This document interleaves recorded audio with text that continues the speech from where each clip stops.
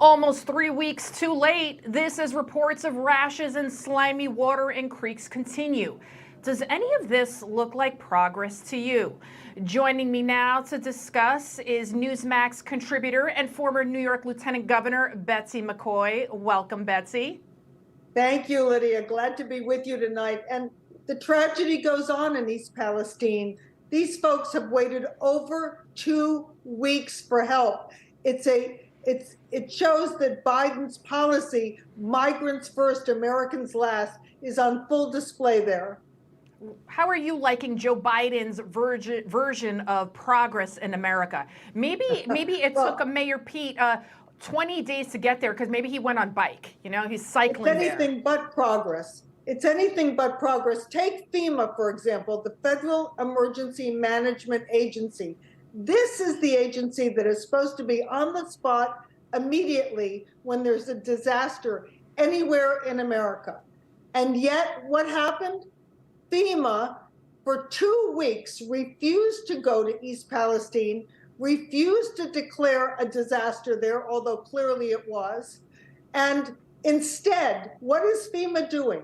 It's meeting the buses that are rolling in from the southern border with illegal migrants. It's meeting those buses, Lydia, with funding for hotel rooms, rental assistance, 3 meals a day, legal assistance, all the things that the people of East Palestine need. But instead, FEMA is taking our tax dollars and spending it on people who aren't even Americans. Right, and a lot of the migrants here in New York City, they don't even like the accommodations. They demanded to stay in a 4-star hotel rather than be put up in an encampment, which was actually so nice that the mayor himself decided to stay there. They even had ping pong tables, you name it. And rather than the White House talk about the aid that East Palestine needs, or the border crisis, or the drug crisis, or anything else, all the crises that are happening in this country and how we can remedy them, take a listen to Karine Jean-Pierre, the White House press secretary, about what they are now celebrating. The cabinet is majority people of color for the first time in history. The cabinet is majority female for the first time in history. A majority of White House senior staff identify as female. 40% of White House senior staff identify as part of the racially diverse communities. And a record 7 assistants to the presidents are openly LGBTQ+. So again, this is something that the president prides himself on. What is their obsession? Why? All of this political correctness is not helping Americans when they actually need the government. Let me give you another example.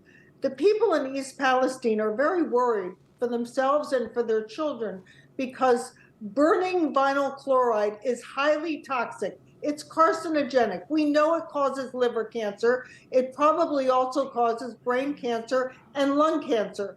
And yet, when people were told they could return to East Palestine, immediately they had skin rashes, they had coughs, they had shortness of breath. Were there any doctors on site from the CDC or from the Department of Health and Human Services? No, they waited more than 2 weeks to get there. What do you do when you're worried about bathing your children or feeding them or even allowing them to breathe the air in their own home? Betsy McCaughey, we just found out that we got Dennis Prager. He's joining us right now. We had a little bit of a technical difficulty. There you are. Hi, Dennis. Hi, Betsy. Hi. Dennis, I want to ask you, earlier we heard from the View host Rosie O'Donnell saying that the Biden administration should have gone long ago to Ohio. But I want you to take a listen to what current View host Joy Behar had to say. This is Trump country. He won by 40 points. I don't know why they would ever vote for him, for somebody who, by the way, he placed someone with deep ties to the chemical industry in charge of the EPA's Chemical Safety Office. That's who you voted for in that district. Donald Trump, who reduces all safety. He did.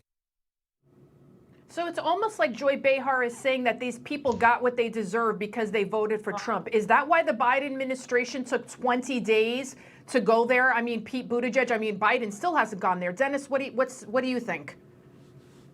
Look, I unfortunately have a very dark view of this administration and of the left, which controls this administration.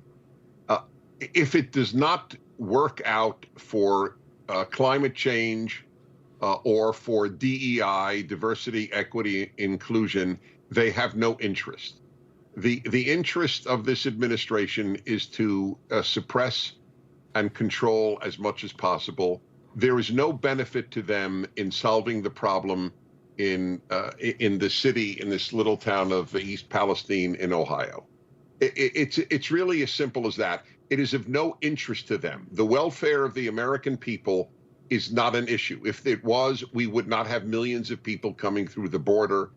We would not have had 2 years of kids out of school. We would not have masked 2-year-olds. They have no interest in helping the American people. I know that this sounds almost impossible to believe because most people are more decent than that, but that is the case.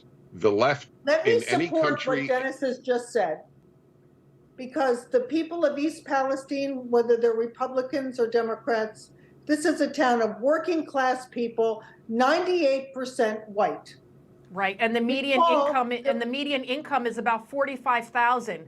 So you have the average American, majority white, and it has to make you wonder: is that why it took so long, and the president still hasn't gone there? Is this all again just a dog and pony show, just to cater to their base? First of all, Kamala Harris last fall, when she was in Florida after Hurricane Ian, was discussing how FEMA would provide aid on an equity basis.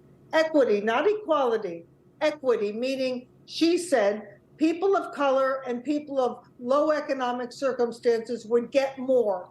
Evidently, the people of East Palestine didn't qualify, although certainly meeting this kind of disaster is exactly what FEMA is supposed to be doing.